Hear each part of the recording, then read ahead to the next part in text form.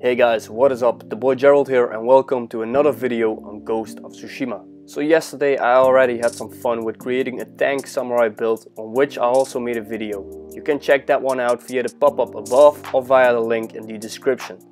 But I decided to make more specific builds since I had quite some fun with mixing and matching charms and gear pieces. So as you can see in the gameplay, today I will show you guys my Master Archer build that I put together and had quite a blast playing with. The Master Archer build really is a beast and solely focused on using the bow and arrow.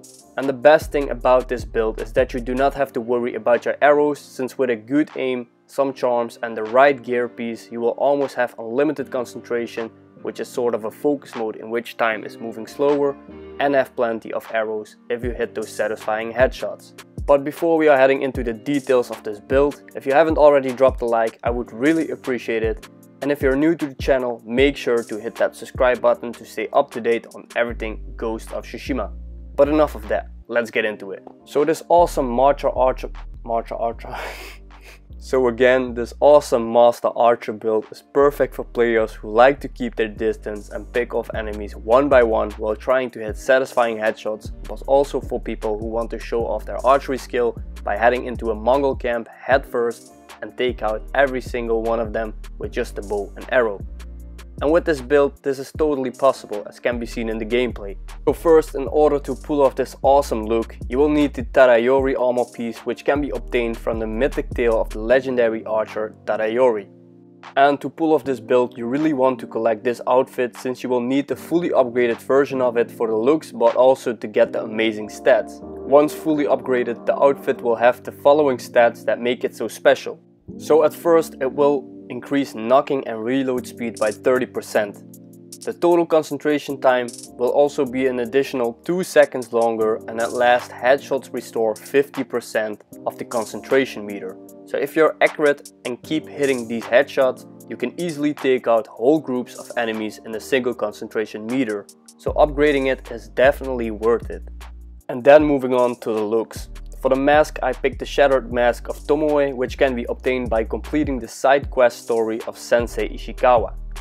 And for the headpiece, I wanted it to be a bit neutral and not too fancy, so I went with a simple white headband. And it looks pretty dope. And then moving on to the most important part to finish and specify this build, the charms. So for the charms, I used the charm of IZANAGI, since landing a headshot will then have a 40% chance to return the arrow. The second one I slotted is the charm of Dual Destruction, which gives attacks a 5% chance to deal double damage. The third charm is the charm of Efficiency, and this one provides a 15% increase in knocking and reloading speed.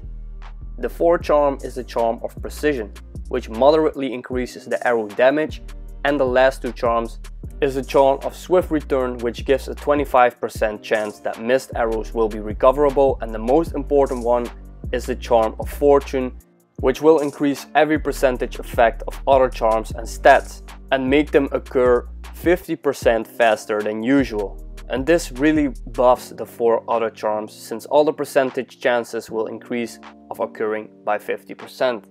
And everything combined, the stats of the Tadayori outfit and all the combinations of charms will make this one hell of an archer build.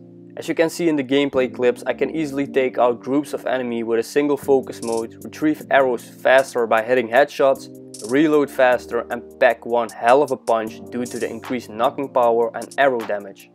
Again, I really enjoyed playing with this build as I was clearing camps and villages of enemies by just rushing in while trying to take out the entire camp or village with only the bow and arrow. I would definitely advise you to try this build out for yourself if you're a fan of the bow and arrow. And as I already said in my previous build video, I am planning to make more builds in the future and share these with you guys here on my channel. So stay up to date on everything Ghost of Tsushima, make sure to subscribe to the channel. Furthermore, if you enjoyed the video, a like would be really appreciated. And what do you think of this build and what sort of build would you like to see in the future? Let me know in the comments down below. And as always, thanks for watching, it is really appreciated, and see you guys in the next one.